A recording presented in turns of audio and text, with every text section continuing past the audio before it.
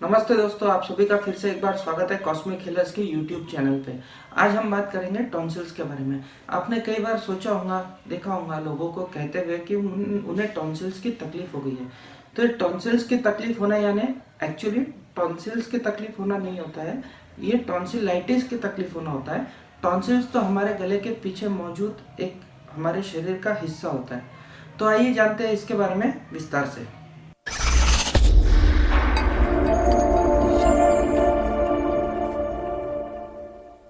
जैसा कि मैंने आपको पहले बताया, टॉन्सिल्स ये हमारे गले के पीछे मौजूद एक हमारा ऑर्गन होता है। ये हमारे बॉडी के उस हिस्से में फर्स्ट लाइन ऑफ डिफेंस का काम करता है। ये लिम्फोसाइट सेल्स का बना होता है और कोई भी फॉरेन बॉडी जब वहाँ पे एंटर करने की कोशिश करती है तो उसे कैप्चर करके डिस्ट्रॉय करने का काम ये टॉन्सिल्स करते हैं। टॉन्सिल्स के एक्चुअली रिंग होती है जिसे हम वॉल्डेयर्स रिंग कहते हैं, उतना डिटेल में हम नहीं जाएंगे।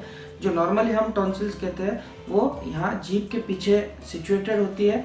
जीभ जहाँ खत्म होती है और गले की शुरुआत होती है वहाँ हमें ये सिचुएटेड देखने को मिलती है।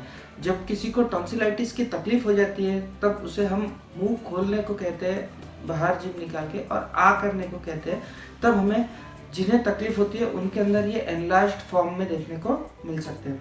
कई बार तो ये इतने बड़े हो जाते हैं कि ये किसिंग हमें देखने को मिलते हैं। किसिंग यानी दोनों टॉन्सिल्स आपस में एक दूसरे को मिल जाते हैं, इतने ज़्यादा एनलार्ज होते हैं। तो इनमें कई तरह की तकलीफ हमें पेशेंट के अंदर देखने को मिलती है। मेनली होती है निगलने में तकलीफ होना। कोई खाना खाने के बाद में उसे निगलने में काफ़ी तकलीफ पेशेंट को होती है। अगर सीवियरिटी ज़्यादा है तो कई बार हमें बुखार देखने को मिलती है, उस हिस्से के अंदर हमें लालपना देखने को मिलता है और काफ़ी दर्द पेशेंट को महसूस होता है। कई बार ये दर्द हमें कान तक के एक्सटेंड होते हुए भी देखने को मिलता है।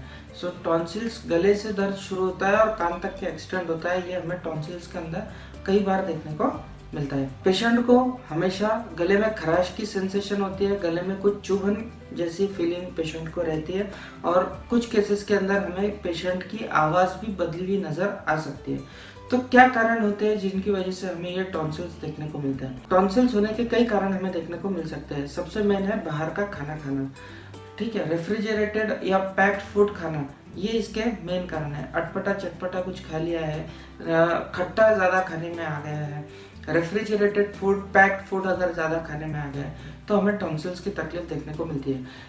गर्मी के दिनों में कई बार हम हैरान हो जाते हैं और ठंडा पानी ऐसे में कई बार पी लेते हैं या ठंडी चीज़ें हम खा लेते हैं, ऐसे में भी हमें टॉन्सिल्स की तकलीफ देखने को मिलती है।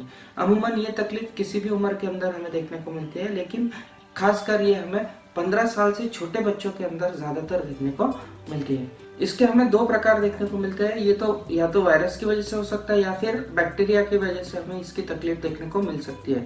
वायरस की वजह से जब टॉन्सिलाइटिस होता है तो उसमें तकलीफ इतनी ज़्यादा नहीं होती, लेकिन बैक्टीरियल इन्फेक्शन अगर हो जाए तो तकलीफ हमें कई ज़्यादा पेशेंट के अंदर देखने को मिलती है, उसकी तकलीफ बहुत होती है। बार बार कई बार बच्चों को टॉन्सिल्स होते हैं, इससे उनका डेवलपमेंट भी हैम्पर हो सकता है और कई बार इन टॉन्सिल्स के ऊपर वाइट पैचेस भी हमें बनते हुए देखने को मिलते हैं। ये वाइट पैचेस जब बन जाते हैं तो उनके अंदर पस का फॉर्मेशन हम कहते हैं। ये भी थोड़ी सी ग्रेव सिचुएशन होती है, डेंजर वाली सिचुएशन होती है, इसके तुरंत इलाज की ज़रूरत हमें देखने को मिलती है। तो आइए जानते हैं होम्योपैथी में इसके लिए कौन कौन सी दवाई है इसके बारे में। सबसे पहले हम बात करेंगे बेलाडोना की। बेलाडोना ये दवाई हम तब देते हैं जब टॉन्सिल्स की वजह से आसपास का एरिया पूरी तरह से रेड हो जाता है, स्वोलन हमें देखने को मिलता है, पेशेंट को टॉन्सिल्स की वजह से बुखार बार बार आ जाता है, साथ ही साथ गले के अंदर खिंचाव पेशेंट को महसूस होता है, ऐसा लगता है कि कोई गला दब रहा है, ऐसे सिम्टम्स, और जो दर्द होता है वो भी थ्रॉबिंग पेन हमें देखने को मिलता है, ऐसा लगता है कि ठनक उस टॉन्सिल्स के अंदर है। ऐसे पेशेंट के अंदर हमें फ्रिक्वेंट डोजेस के अंदर जब हम बेलाडोना देते हैं तो आराम देखने को मिलता है। इसकी दूसरी दवा है बाप्टिशिया। बाप्टिशिया प्रॉपर थ्रोट टॉन्सिल्स के लिए नहीं, लेकिन सॉफ्ट पैलेट के अंदर और पैरोटिड ग्लैंड का जब इन्फेक्शन साथ में हमें टॉन्सिल्स के देखने को मिलता है तब हम बाप्टिशिया दे सकते हैं। इसकी तीसरी मेडिसिन है हिपारसल्फ। हिपारसल्फ ऐसे लोगों के लिए जिनके अंदर टॉन्सिल्स काफ़ी बढ़ गए हैं और दर्द हो रहा है, लेकिन पस उसके अंदर अभी नहीं बना है, पस फॉर्म होने का है, और साथ ही साथ इसका टिपिकल सिम्टम है हिपारसल्फ का कि टॉन्सिल्स के दर्द के साथ में सुनने में डिफिकल्टी पेशेंट को महसूस होती है, सुनाई कम देता है। ऐसे पेशेंट के अंदर हिपारसल्फ काफ़ी अच्छे रिजल्ट देती है। एक बहुत ही इंपॉर्टेंट और बहुत ही मार्वलस रेमेडी है टॉन्सिल्स के लिए, वो है बराइटा कार्प। बराइटा कार्प का पेशेंट जो है वो चिली है, उसे ठंडी चीज़ें सहन नहीं होती है, ठंडा कुछ भी खाया तो टॉन्सिल्स तुरंत हो जाता है। साथ ही साथ ये ऐसे बच्चे होते हैं जो पढ़ाई में थोड़े डल होते हैं, इनका डेवलपमेंट थोड़ा जैसा नॉर्मल बच्चों का चाहिए उतना नहीं होता है, इनका ध्यान थोड़ा खेलने में ज़्यादा होता है। ऐसे बच्चों के अंदर बराइटा कार्प काफ़ी अच्छे रिजल्ट हमें देखने को मिलते हैं। और बराइटा कार्प इतनी अच्छी रेमेडी है कि टॉन्सिल्स बार बार होते हैं और पेशेंट तंग आ जाता है कि अब इसका हम ऑपरेशन करके निकाल लेते हैं, तो बराइटा कार्प की मेडिसिन कई केसेस के अंदर टॉन्सिलेक्टॉमी के ऑपरेशन को अवॉइड करने में कारगर साबित होती है। बराइटा कार्प के साथ ही एक ऐसी रेमेडी है जो ऑपरेशन को टॉन्सिल्स के अवॉइड कर सकती है, वो है फाइटोलैक्का।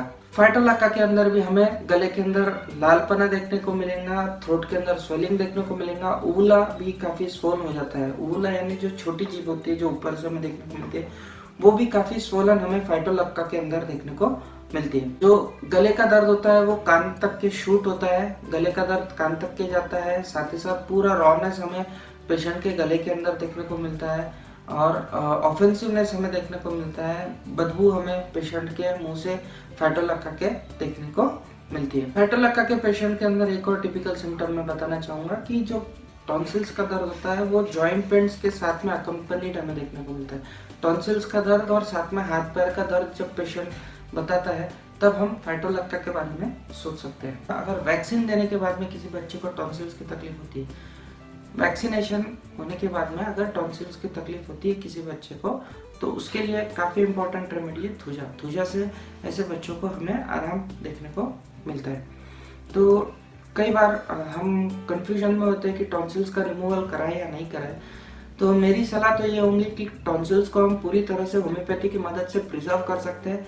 ये फर्स्ट लाइन ऑफ डिफेंस है, जैसा कि मैंने इस वीडियो के शुरुआत में ही बताया था, तो ये फर्स्ट लाइन ऑफ डिफेंस है। तो ऐसे में फर्स्ट लाइन ऑफ डिफेंस को हम क्यों रिमूव करना चाहेंगे, तो मेरी सलाह तो यही रहेंगी कि टॉन्सिलेक्टॉमी नहीं करना चाहिए पेशेंट की। होम्योपैथिक दवाइयों की मदद से हम टॉन्सिल्स की तकलीफ पे पूरी तरह से मात कर सकते हैं। जाते जाते एक रेमेडी उनके लिए जिन्होंने टॉन्सिलेक्टॉमी कर चुके हैं, यानी टॉन्सिल्स को निकाल दिए हैं। टॉन्सिल्स और एडिनॉइड निकालने के बाद में अगर किसी तरह की कोई तकलीफ पेशेंट को होती है तो उस केस में हम ब्रोमियम 3x की मदद ले सकते हैं। ब्रोमियम 3x से ऐसे लोगों के अंदर हमें काफ़ी आराम देखने को मिलता है। आशा करता हूँ कि आपको ये वीडियो पसंद आया होगा। प्लीज़ इस वीडियो को लाइक कीजिए, सब्सक्राइब कीजिए मेरे चैनल को, और इस वीडियो को ज़्यादा से ज़्यादा लोगों तक शेयर कीजिए ताकि उन्हें भी इन होम्योपैथिक दवाइयों का फ़ायदा मिल सके और वो भी अपने टॉन्सिल से लड़ सकें। मिलते हैं कुछ दिनों के बाद, तब तक के लिए नमस्कार।